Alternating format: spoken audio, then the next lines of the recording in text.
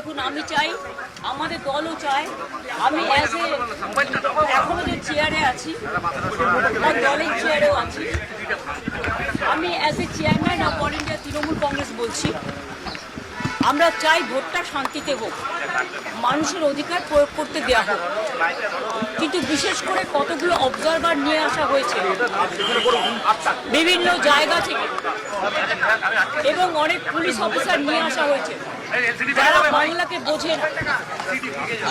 যেমন গতকাল রাত্রে যে অত্যাচার করেছে সারা বাংলা জুড়ে, আমি কিন্তু সারা রাত জেগেছিলাম এবং অবজারভাররা থানায় গিয়ে প্রেশার ক্রিয়েট করছে শুধু আমাদের পার্টিকে টার্গেট করে, যে সব তৃণমূল কংগ্রেসের এজেন্টকে গ্রেপ্তার করো।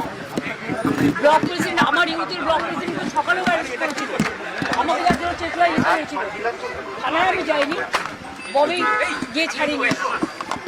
এইভাবে বাবাইয়ের বাড়িতে কালকে রাত্রিবেলা, বাবাই এটা 17 নম্বর ওয়ার্ডের কাউন্সিলর, এত পপুলার ছেলে এই এলাকায়, তার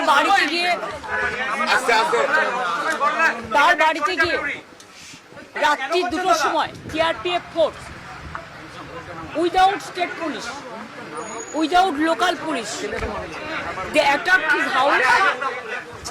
এবং ওর বউ একা বাড়িতে ছিল বাচ্চাকে নিয়ে।